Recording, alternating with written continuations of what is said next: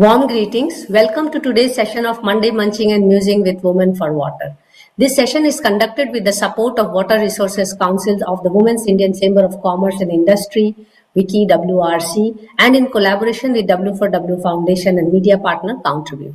My name is Dr Bhargav and I'm the host of the session, and I come from the house of W4W and as a national president of the Wiki Water Resource Council. We are glad to start this conversation today, namely Monday Munching and Musing with Water, which we colloquially refer as Blue Lips. The conversation is aimed to share the worries and the wisdom by the woman, for the woman, of the woman in the water sector. In here, we hope to learn about the water endeavours of the woman in regular disciplined manner, like a masterclass. As we are inching close to 100 sessions, we are so delighted to share with you that we have actually covered lives of more than 120 women in these 98 sessions. Today we are on 98th session and we are happy to learn from Dr. Ruchi, Shree and Shilpa Dahake. Before I invite them for an informal and candid conversation based on my research, and the research method is called autoethnography, we are hoping to bring out two outputs from the research.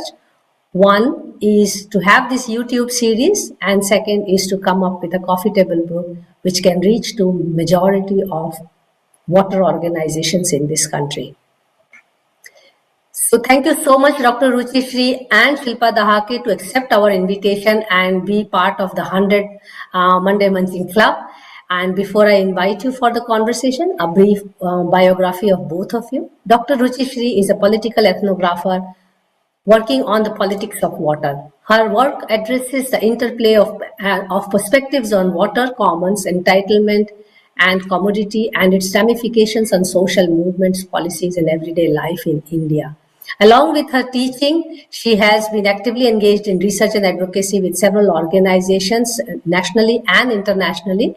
She is currently teaching at the PG Department of Political Science, Tilka Majhi, Bhagalpur University in Bihar.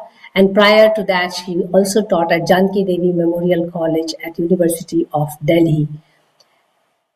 She coordinated a series of webinars on resource federalism in India, along with presenting and co-editing many articles. She's regularly writing both in book chapters, scientific journals, and blog news. And as a research fellow of SOAS, she is working on fostering eco-centric community-led river restoration and conservation in the Ganga basin. I'll keep it short here, but importantly, she aims to understand the significance of small rivers and the role of community participation in river rejuvenation of rivers in Bihar and India at the most. Shilpa Dahake is a trained architect and an anthropologist. Shilpa's research and practice lies at the intersection of urban governance, climate change, participatory planning. Specifically, she's been working on urban environments of small and medium-sized cities in India. She has a PhD in humanities and social sciences from ISER Mohali, in 2019 and 20, she was a Fulbright Nehru Fellow at the University of Pennsylvania. Her experience ranges from urban research to teaching to urban practice. In the past, she has collaborated with municipal corporations to bring together research and practice to propose and implement design interventions at the urban level. In Nashik, Shilpa with architect Mrunmayee Chaudhary have co-founded Urban Dialogues, a multidisciplinary architectural research and practice. A small correction from my end, and apology for that, as I should have said Dr. Shilpa Dahake. Sorry, Shilpa, but I hope it's okay and we can start with the conversation with both of you. I'm really sorry for this. Yes, so I hope you both are ready, because the autoethnography talks about your biography and my pen. That's how it is going to be. We have a set of questions. It is part of a formal research, as I mentioned. So shall we start with my first question? Yeah. Sure. Okay. So my first question goes to, when did you start working in the area of water? Was it college, school, or teaching, or thesis? And did you really fall in love with the subject, and how do you work around it? Maybe we start with Ruchi first and then reach out to Shilpa. So it was in 2006. So that way I find it very interesting that it's exactly 2 decades that I have been working on water. So 2006, and now this kind of an opportunity to get to speak about your own work, that gives you an, like, I'm looking back and now it's 20 years. So 2006 to 8 was my MPhil when I looked at privatization of water. And because at that point, privatization was an important issue, and water in itself was, as an area, interdisciplinary research was, you can say it was at in the beginning. And it wasn't that popular because I remember whenever I mentioned that I'm working on water, people used to ask, so is it about interstate water conflicts? So that was the notion, or either boundary disputes. So I said, no, I'm looking at, what are the debates on water itself, what all are, so what is the debate on water? So it's like different perceptions of water itself, if we talk about. So my MPhil was 2006 to 8. I studied in CPS JNU. So that was a theoretical work, but since I got to know about Shivnath River's privatization at that point, and that was one of the chapters of my MPhil, so you can say rivers became an area of interest, you can say. So water, river, and then from 2008 to 14, that was my PhD. Then I switched from privatization to, I started looking at social movements. So then that was my second endeavor. And now that I got British Academy Labour Hume Fellowship, then I again worked on rivers. So now it's a long journey. So maybe I will be speaking about a few things in your other questions. I would like to know about Shilpa's journey. Thank you, Yeah. Ruchi. Yeah, Shilpa. It is interesting that you sort of into research with Shivnath River. It is from my hometown. I'm from Bhilai, and it flows it flows nearby. I got into water research in my undergraduation, in my final year of architecture. When we were working on the thesis, I was looking into intersection of architecture and water interfaces. And that's how I sort of started exploring how rivers and cities have been shaping each other. It's a dialogue between both of them. So from there, I sort of took on to how architectural and then anthropological lenses sort of speak to each other. And I was interested in focusing on cities which have not been spoken about, and even the rivers. So we constantly hear about, say, Ganga and Yamuna, and at a very broad scale in public domain very frequently. But I focus on Godavari. My research is on Godavari. So I came to Nashik. I had no connections with the place, but it sort of just been with the flow. I came to the city of Nashik and I got to know about the Godavari River and started working on Godavari since 2012. And then I took it forward into my PhD as well. During my master's, I was exploring urban ecologies, and then I sort of tried to merge the two of it together, and that's how sort of evolved into my PhD research as well in Nashik and along the Godavari watershed. Very interesting, both of you girls, and also nice to see hear that how slowly with your education it shaped you and it also brought your passion in the fold. I must tell all the viewers here that both of our speakers today actually did not know each other, and at Monday Munching and Wednesdays for Water, we take the privilege to connect people because we feel water connects, and I'm really looking forward to the further conversation here. So my next question is actually the kind of work that intrigues you or the kind of tasks that you feel challenging. So both. Maybe we start with Shilpa this time and go to Ruchi later. Yeah, go ahead. Yeah. Yes. So, coming from an architecture background, we sort of train to work within a very uh, compact setting. We don't really go out to the people, but that's what I wanted to break through, and that's why I was shifted. So I think that coming to the field, talking to people, knowing to them, that was sort of was also intriguing, also, but also was a challenge in itself to understand people's requirements, and that too like in a place where I had no connect to. I had to build my own connections here. I had to start from scratch. I had to sort of like identifying whom to go to begin to understand many things. So that ways it took some time for me to do that, but it was a really fulfilling journey. And I think that's why I am in Nashik right now, because I live in Nashik now. So I chose to come back to Nashik to stay.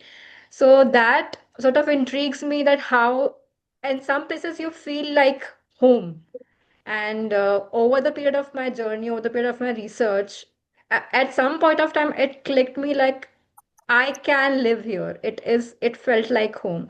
So that uncomfort, the challenge sort of became a place of comfort all the time. So yeah. So, and being in the field, that too, fortunately, I have met people who have supported me in Nashik through the conversations, by their welcoming nature. But it is also sometimes very difficult for somebody from outside, and being a female, to be in a very male dominated setup, because when I'm talking about rivers, in cities like Nashik, it is primarily a male dominated setup, being it governance, be it environmentalism, be it activism. It is primarily a male dominated uh, scenario altogether.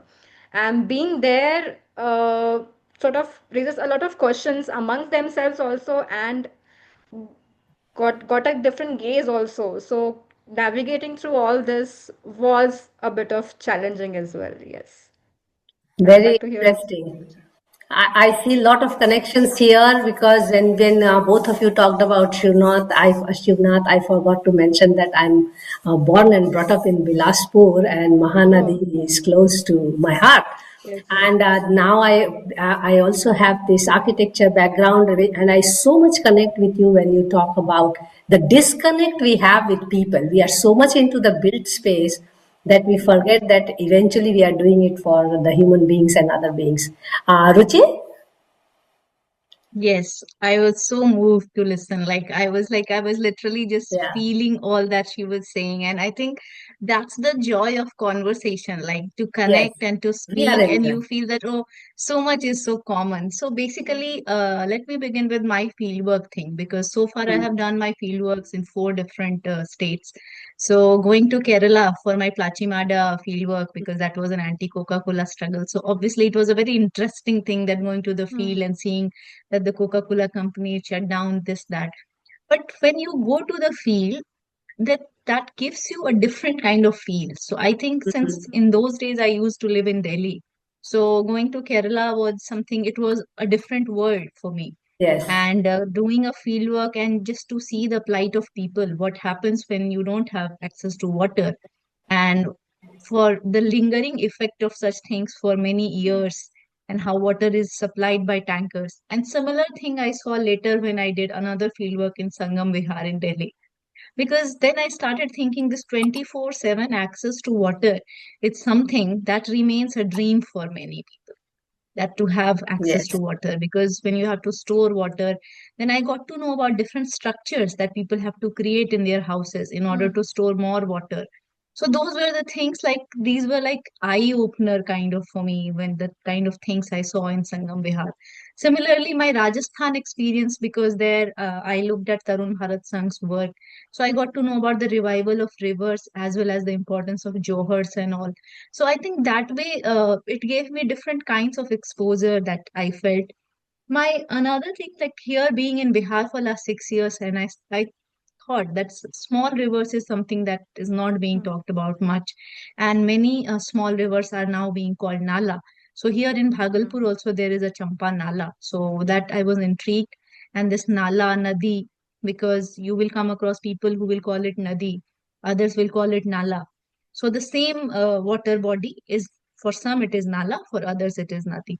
So that was another thing that I wanted to highlight in my work. The challenges also I would like to talk a bit, because being a woman and going to field and sometimes, interacting with people, and many a times the expectations that the people have, they even ask you, what will they get if they are answering? What kind of change we will bring? So those are certain questions that remain with you. You will also come across positive things, like I remember somebody had said, your pen has the power. If you will write something, and till date, whenever I remember this sentence, that gives me a lot of energy that you can bring some change. So I don't know how and what, but then yes, when you connect with people, it does bring a change even in your the way you will write. So that's one. Another is the interdisciplinarity. Like, to what extent one can become interdisciplinary? Because if political science is my core area, I often come across, my colleagues will say, "Oh, you will go to the botany department to know about dolphins. You will go to zoology department." So people think as if I'm a Vela person because you are like water. You are fluid.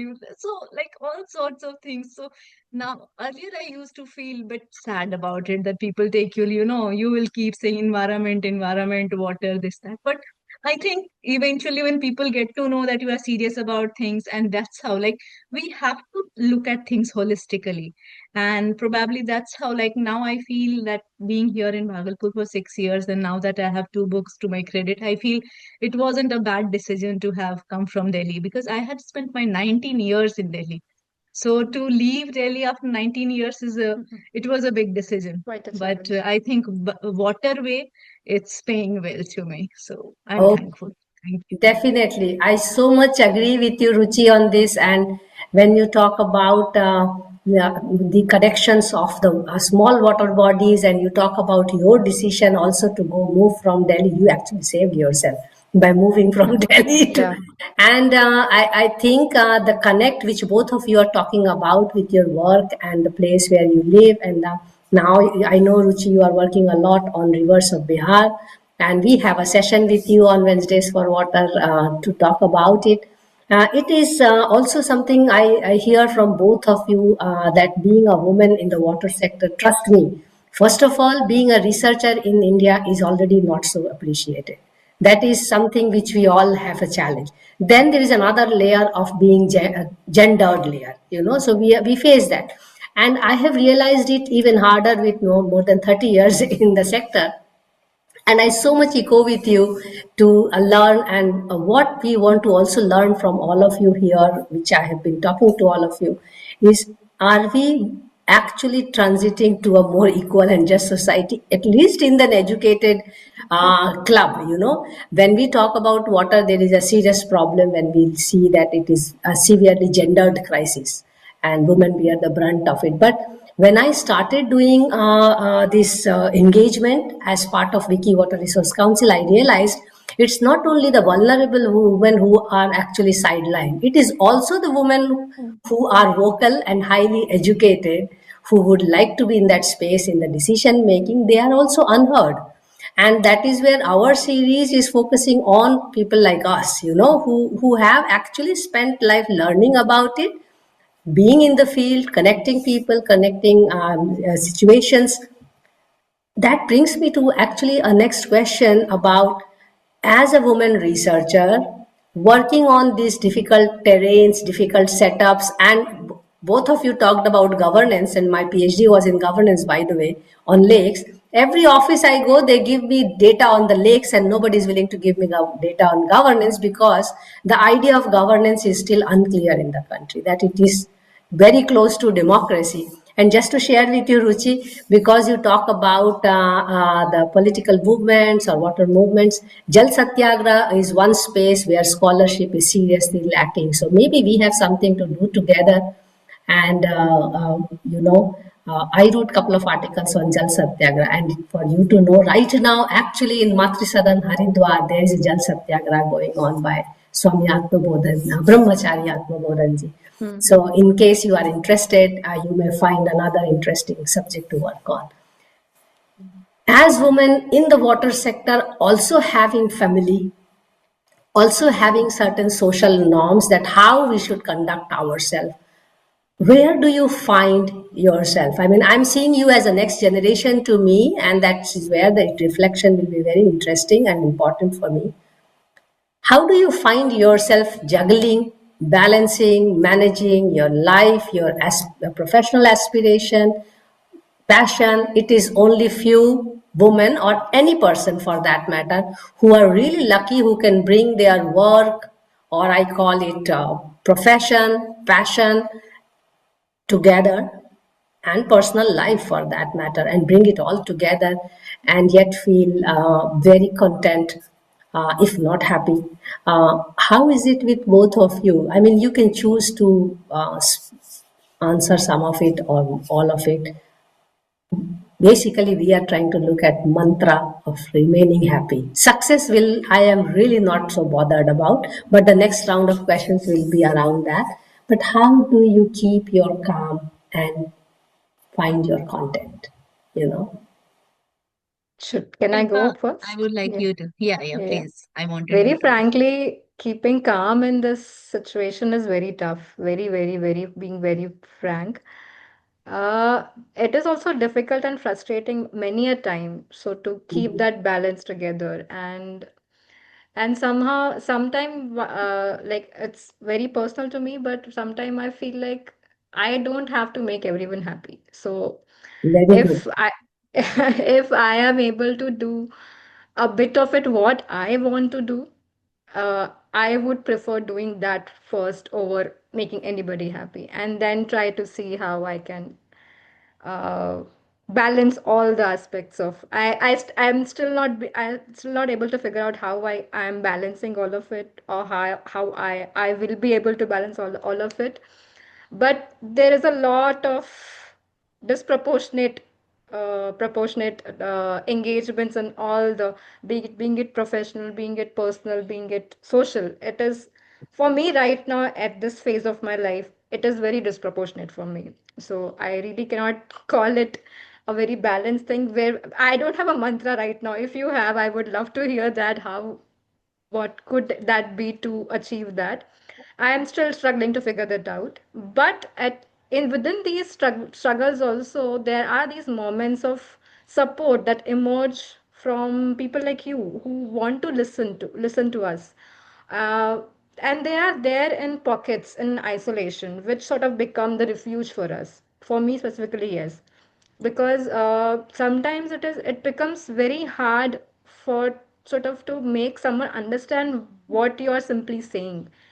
So Yes. to convey in a very simpler terms, even if it is in a simpler terms, to convey that and to make people understand about its importance, being it about your own research only, so it becomes really hard also, even if it's a very simple thing. For just example, right now Nasik is sort of getting prepped up for the Kumbh Mela. It is hosting the Kumbh Mela in the upcoming months, and people have reached out to me about like trying to get the narratives about how Nasik is linked to Ramayana and all those things. But there are certain these challenges where you don't really cannot really say that it is you have the evidences for all of this.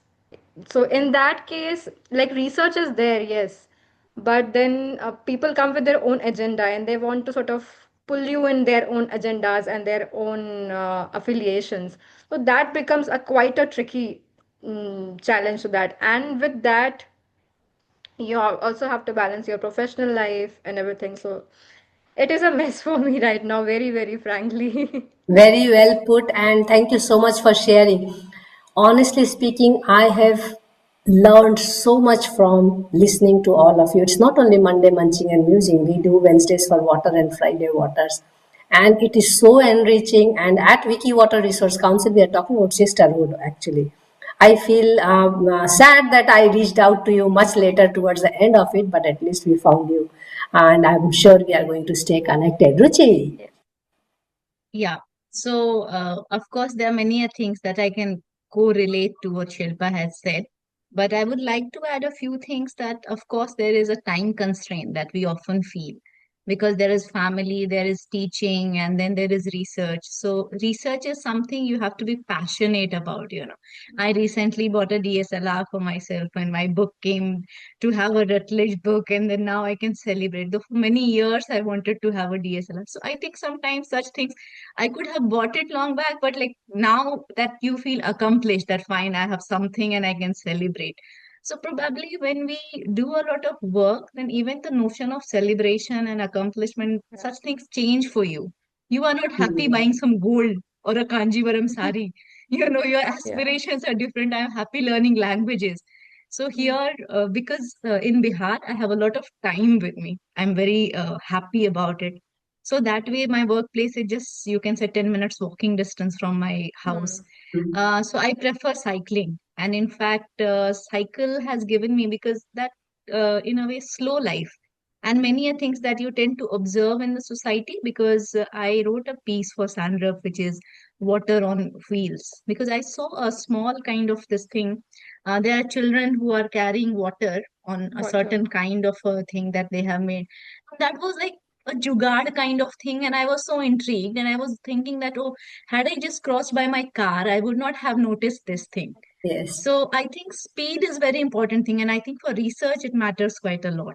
And then similarly, the experience of floods, because now that I have faced floods 3 4 times now, floods has become my another area of research which was nowhere in my mind, because now I'm facing flood. So I'm like, I'm scared of flood, or then I become a flood victim, then I'm a flood survivor. So I have started writing, and I'm thankful to Ekla before that he asked me that you should be documenting. Initially, it was very difficult, but now I'm happy that I started documenting. And I think that is also part of autoethnography. You can say what I'm feeling, what I'm facing, I'm writing. Yes. So cycling has helped. That's one. Then the second thing is that after coming to Bhagalpur, I started working on small rivers. That was one. But I also got to know about Ganga Mukti Andolan, which is a very old new social movement of this region. And that has not been documented much. So I am also working on Ganga Mukti Andolan. So that's another thing. Floods, I already mentioned. And then I'm also concerned about the revival of traditional water bodies like ponds, etc. So that way, I feel that this diversification is also something that keeps me a bit intrigued. Like at times I ask question to myself, is everything all right? Like what all are you trying to do? You want to do everything, because that becomes like jack of all trades and master of none. But then I feel that maybe my name is Ruchi, and maybe my interests are varied, and at times I just do whatever I feel like, and no matter what will take me where, I don't know. For example, the last thing that I want to mention is this, the pressure of writing. Because the profession in which I am, because I'm a professor, so I'm supposed to do academic writings. It should have a certain rigor, academic rigor. But I'm also happy doing smaller writings. So probably this Sandrup as a blog, because I have written almost 10 blogs for Sandrup. And I think even my Champa research started with 3 blogs. Because Himanshu Thakkar asked me that there is so less literature on Champa, but we should know about. So this connect between city and river, because I was new to Bhagalpur, that's how I started documenting it. And when I got the fellowship, then it became a bigger work. So that way, I feel that at times you don't know what are you destined to. Sometimes maybe something small will keep adding up, and something bigger will emerge eventually. So I do think that that way things do take place at your own pace. That's Oh, it. Thank absolutely. I mean, I can share with both of you that being in the water sector, I personally prefer to know different fields of water. And actually, to call oneself water expert in India will be naive. I don't really see water experts, formally educated or formally established water experts. I think we are all in the learning mode, and it is okay. It's just like water. You spill the water, it goes everywhere. So that way, it is nice to, whatever comes your way, just flow with it and flow like water for that matter. Just a quick, tricky question, and you may take it in a humorous way, because I see from my age group and senior generation, just a generation senior, because we were in that transition of the society where women were, getting into high professional engagements and all. There is a tendency for that matter to wear the hat of superwoman. I can do everything and anything, and I would like to keep everybody happy, and that's a superwoman syndrome many of us really carry, and we tend to carry because there is a social expectation at home. There is a different expectation at work, and then on top of it we have our personal aspiration. Do you both already carry that superwoman syndrome, or do you intend to carry it? How are you placed? Ruchi, please go ahead. Okay, I think what I will say is that probably I don't go above that, that superwoman thing, because many a things since my childhood. Now, when I look back and think about my own mother, the role I saw her in that, and there were things that I always felt that this is, I don't want to. You know, like now you won't be able to believe that I'm still a learner when it comes to cooking because my husband can cook better. So when my daughter had to write an essay, she wrote that my mother is still learning cooking. My father is master chef. So that way, I think since we both have studied in JNU, so for our daughter, it's like she has seen both of us because I keep traveling a lot and he prefers doing certain things being home. So I think that way, that superwoman thing, I'm not very sure. I somehow manage or say try to balance.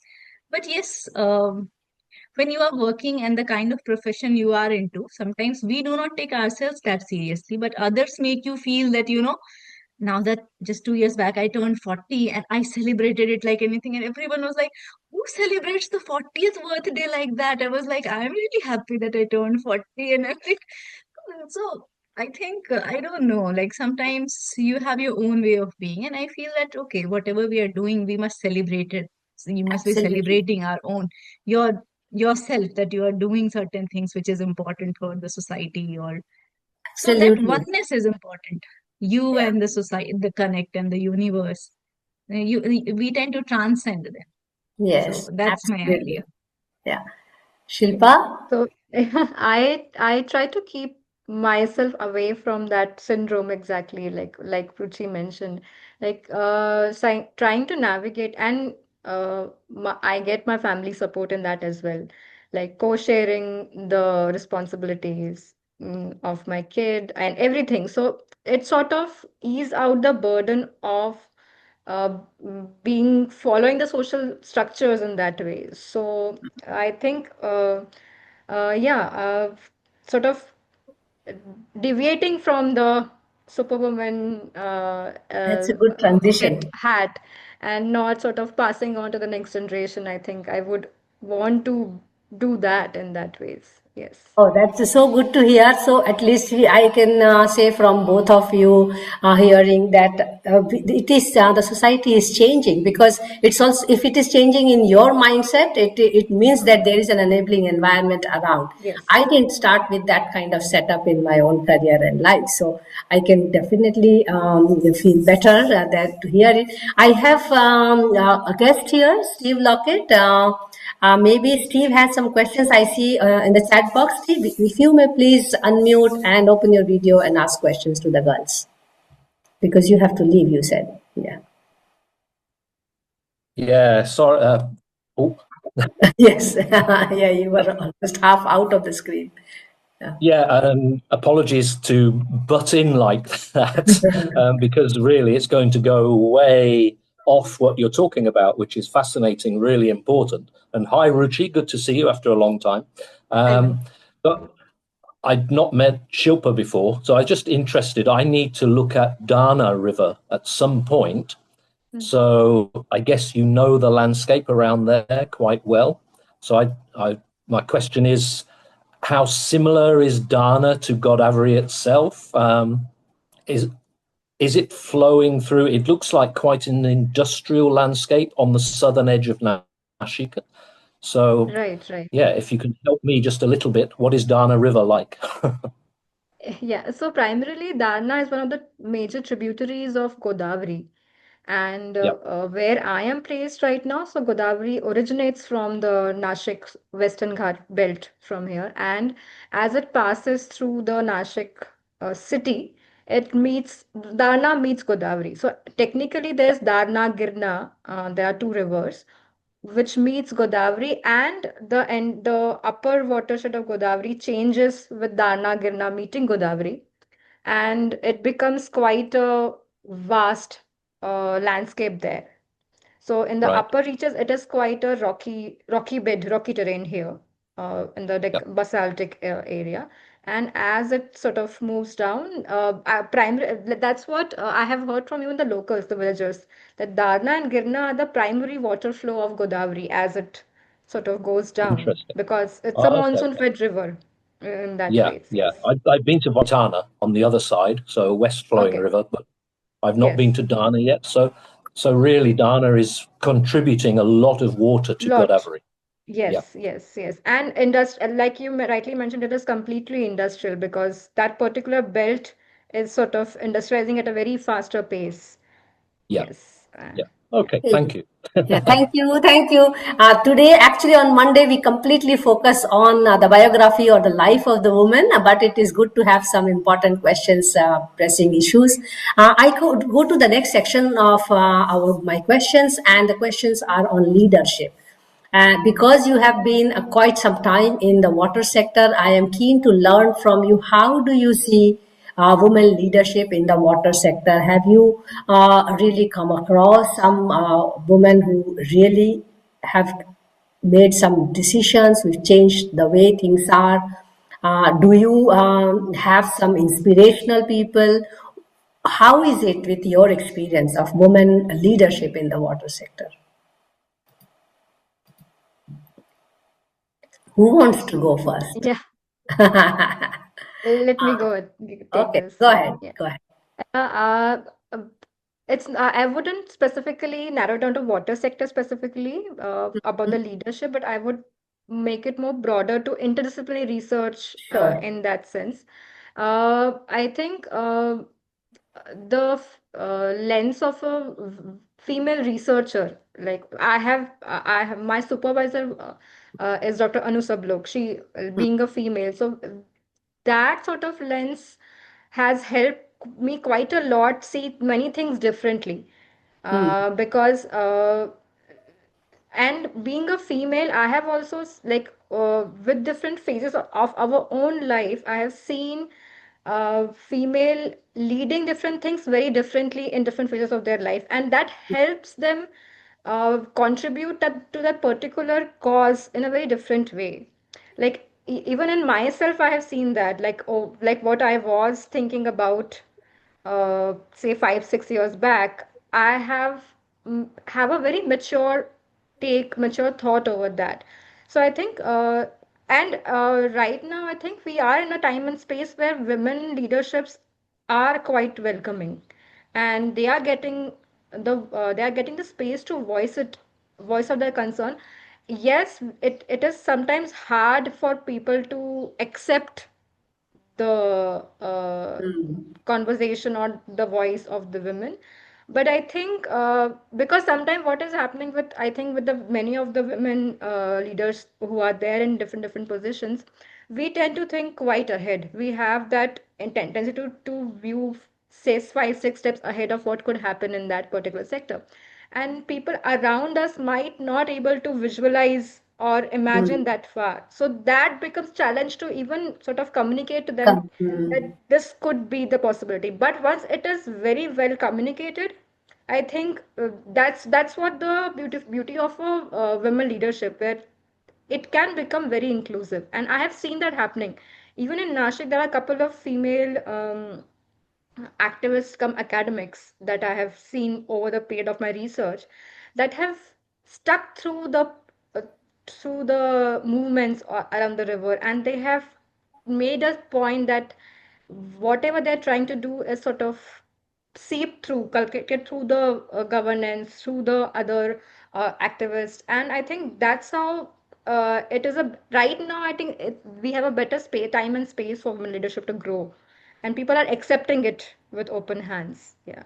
Wonderful to hear, and I so much agree with you. I mean, but it was not like this 30 years ago, 40 years ago. I can When I totally started imagine. career, I only knew three names: Vandana Shiva, Sunita Narayan, and Medha Patkar, and full Medha stop. Patkar. So, but now at least, and especially after joining Vicky Water Resource Council, we have now more than 100 members in the council, where I will invite you as well. I know now some wonderful women who are making huge impact in the ways they work. Ruchi, what's your take on this? Yes, so I would start from your three women's categories, and the fourth was Veena Agarwal. Later, Yes, we got Veena to know Agarwal, feminist, then Indira feminist Khurana. environmentalism. Yes, it came Yeah, almost so 10 then we years got to later know to that me. there is Gandhian way and there is Marxian way, like these two. Yes. And then when you yourself come, because for me, people will say, because you have studied in JNU, you must be a Marxist. Must be. Hmm. And then like people will just put you somewhere. So Yes. that's the way people look at you.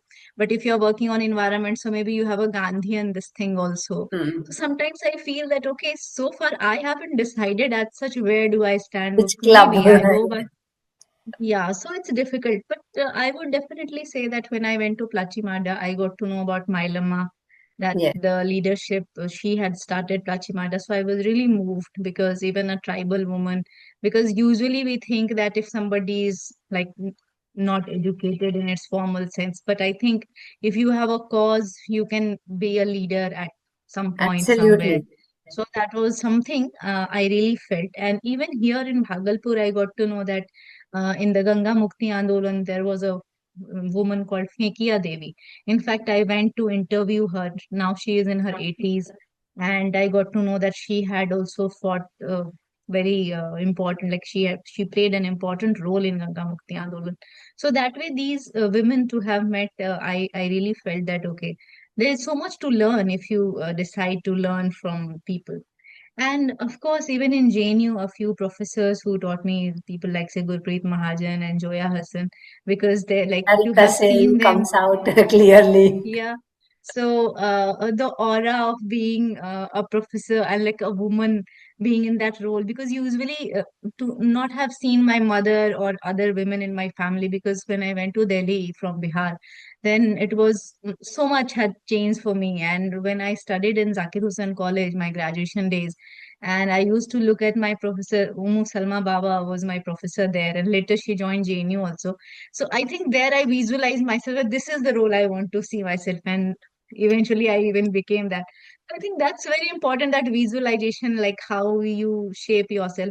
But I also knew that not just this, something more. So what Shilpa also mentioned, that activist come academician and something like that, that is something which is so much so inside. And probably that's when I work on this, that, so many things I just want to do. So probably that is something that moves me. And recently I met Neha Sarvate ma'am there in Lucknow, and she's an architect and she has worked so much on Vishwamitra River. I look at you, Mansi ma'am, and it's like I feel so inspired to see all these people who are working, who are doing so much more than just whatever their profession is. So we all get so much inspiration from each other. So I think that way we all have this chance of becoming leader in wherever, whatever capacity we are in. That's so well put. And I must also now place here, because we are doing a lot of names today. I mean, when I met Phulbasan Bai from Chhattisgarh, from Rajnandgaon, and the impact she has had on women in the water sector, and of course having the fortune of working with Nobel laureate Elinor Ostrom during my PhD. I mean, we have this whole spectrum, and I don't think education actually confines to leadership for that matter. It's about the cause and how you take it. And that brings me to the next question actually. What are the attributes that you think a woman leadership? Actually, leadership is a non-gendered space or a position, and still because we are talking about women leadership, we can for this question we can excuse the woman part. But what are the general traits you think that a leadership that you define as a good leader?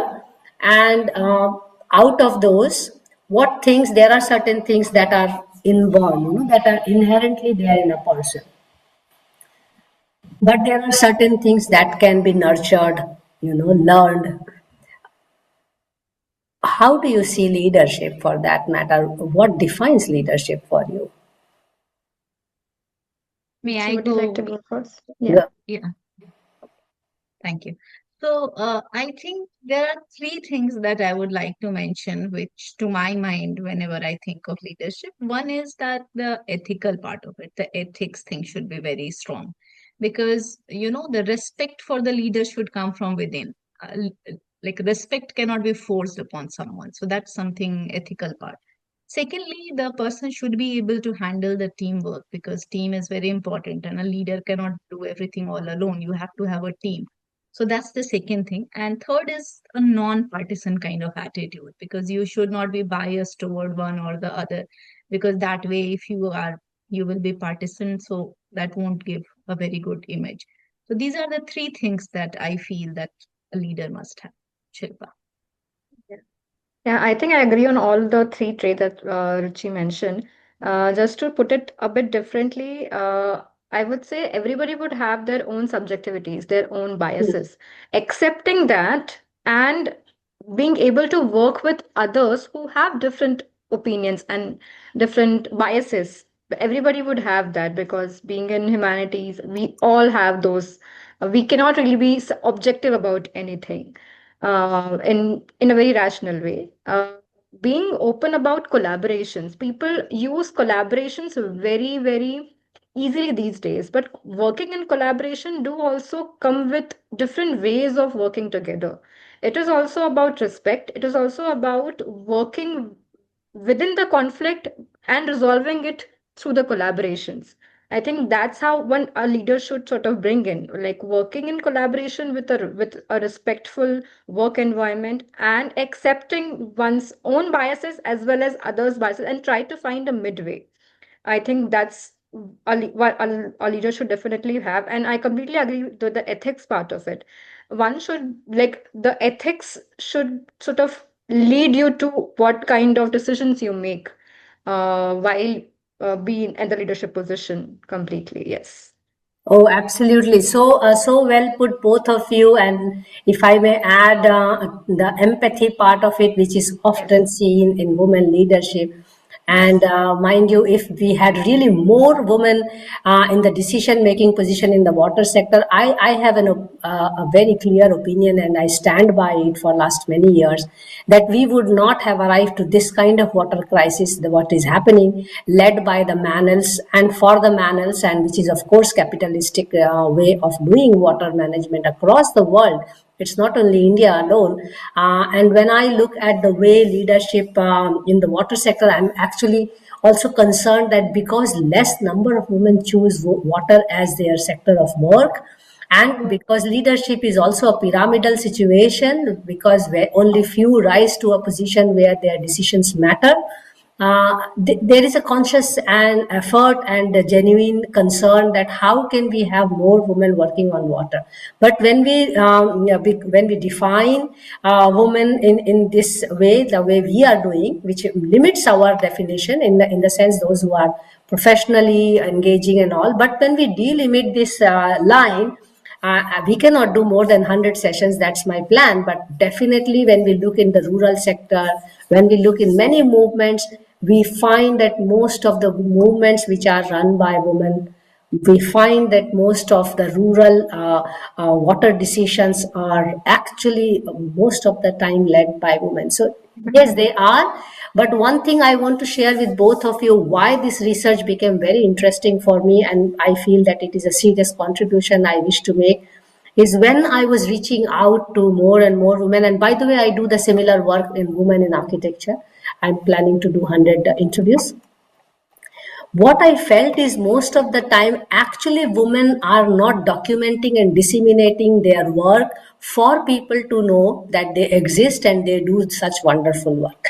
Because one is that you do scientific publication, which is extremely important, but there has to be a people connect as well for that person to emerge as known, visible, accessible, and that is something which is missing. And we, through this series, we are actually trying to acknowledge and appreciate your work, apart from amplifying your work and how you think about life, how you think about the sector, how you think about the society. That's what we are trying to do here. That brings me to the last round of questions, and that is about the role of councils, association, or network or platform. I'm sure you have your special niche area of work, and you may be part of some council, some association, some research group, some network.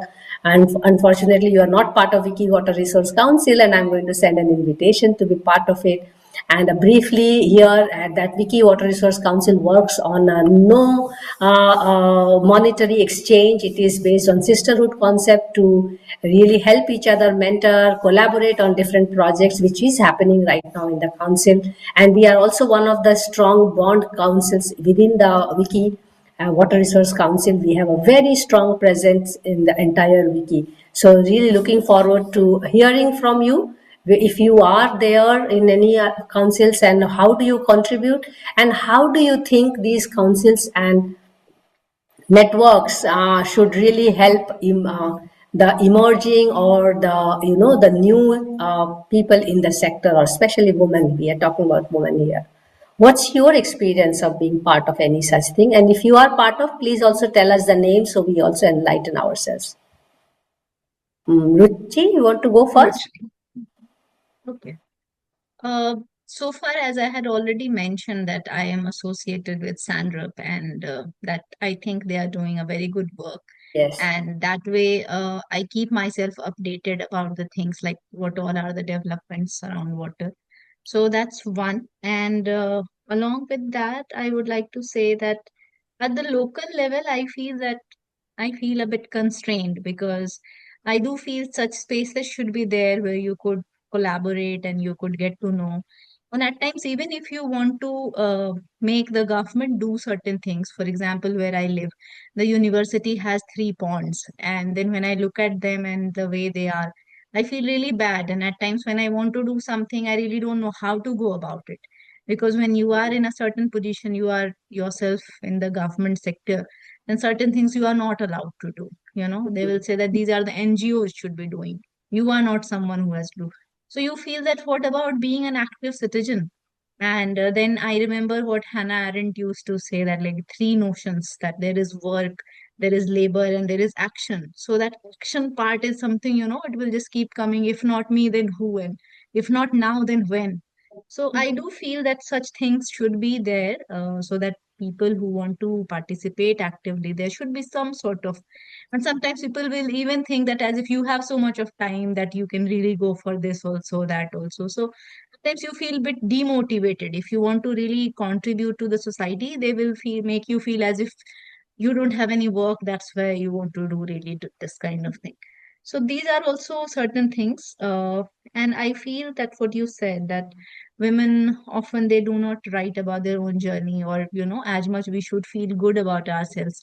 And I really like this notion of sisterhood, because I think if I get connected with the WRC, Wiki Water Resource Council, I think that way, because now when you feel that okay, whatever experience you have of last 20 years, and it's worth it to share with those who are new into the field, because what all are the challenges of being a researcher.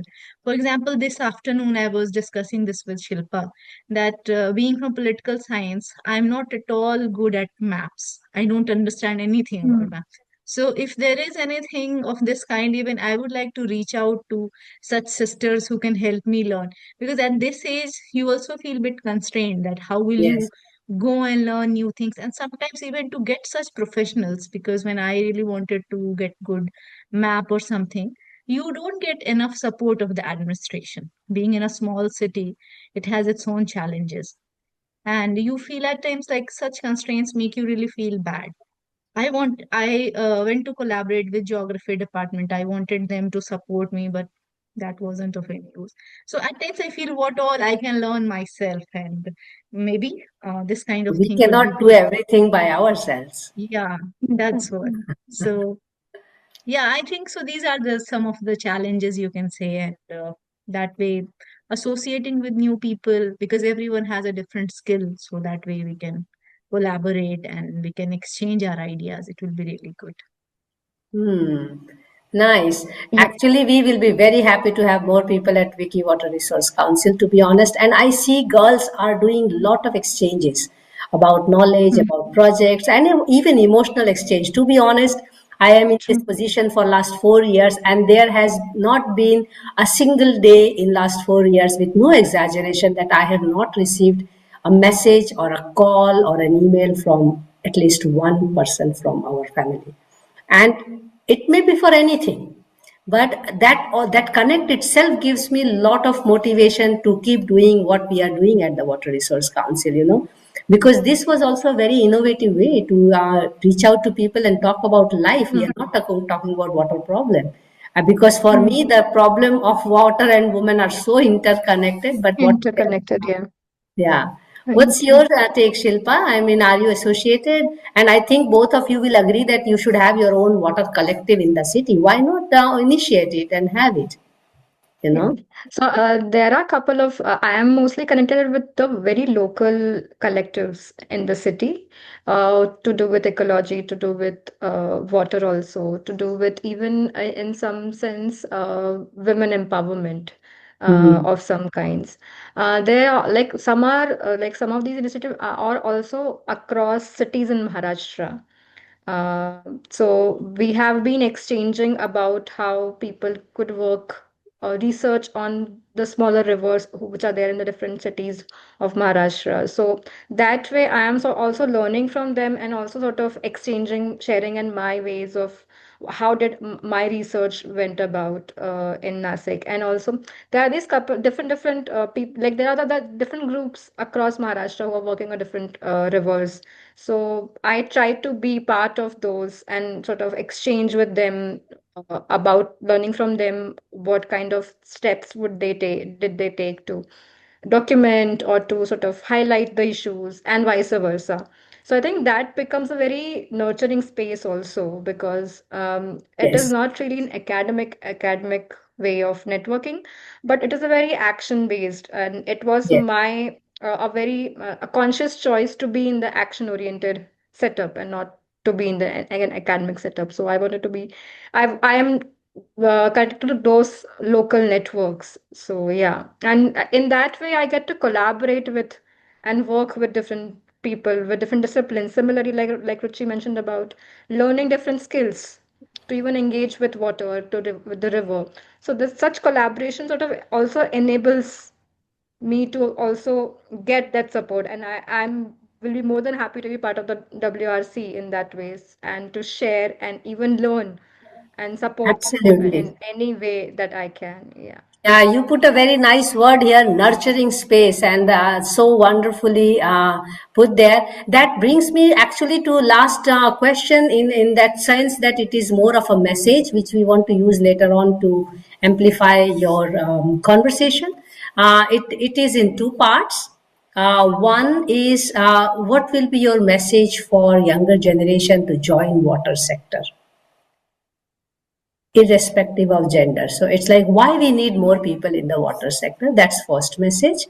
And the second message is what are simple behavioral change we need to bring at workplace, at home, so that women feel more motivated to continue doing what they are doing. So one is behavioral question, one is more disciplinary question. Maybe Ruchi, you want to go first? So Shilpa gets to breathe a little bit. Yeah. Yeah, so I would first like to give the message. I think water is something, since we cannot make water, we none of us can make. So let's take it as God's gift, and we must respect it in that way. And that is the notion of water as commons. Given the fact that now we have so much moved towards water as commodity, we need to make our children feel that we need to think of water as commons. And that I strongly take from Eleanor Ostrom's work, Governing the Commons. Yes. And even Anupam Mishra, my Guruji, Gandhian environmentalist. So I think water as commons we need to strengthen as much as possible. That's my message. And behavioral change is that, yes, at the workplace, I think we need to raise our sons or the men in such a way that, they should be respecting, and the work that women are doing, that should also be given equal respect. It should not be considered like if we go and attend lectures or if we go and deliver lectures, then that should be seen as an equally important work rather than, as if doing just something. So I think all these things should be given, even the kind of conversation that we had. In a way, if it was an informal conversation, but probably we all got to learn so much. So I think we must learn to respect each other's work, and that will make the workplace a better one for men as well as women. Yep. Nicely placed. And we in this series we have tend to keep it a very candid conversation for a reason, but it is a formal research, so that is also nice part of it. Shilpa? Yes, the message would be, I think, upcoming generation has no choice but to be in water sector. Absolutely. Otherwise, they won't be able to survive and flourish. So I think it has to be the part and parcel, eat, sleep, and breathe water, about water, and talk about water. So it has to be that motto for them. I think if they want to sort of flourish, survive, be successful, water is the key to everything. And regarding the environment, the workplace, the behavioral question, I think acknowledging smaller steps, acknowledging, like Ruchi mentioned, about appreciating, respecting each other's work, I think it's the first step about the behavioral change that is required, even at home, also and in a professional setup as well. Appreciating and acknowledging and voicing it out, expressing it out, I think is much more needed, because in current pace of the world, we miss out appreciating and acknowledging people. So I think if we just start doing that, the empathy will sort of start emerging with it. I think that is the behavioral message from me, I guess.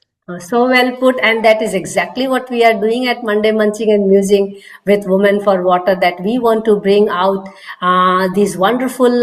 For now, since you already have the conversation, these becomes now wonderful stories. But actually, these are your.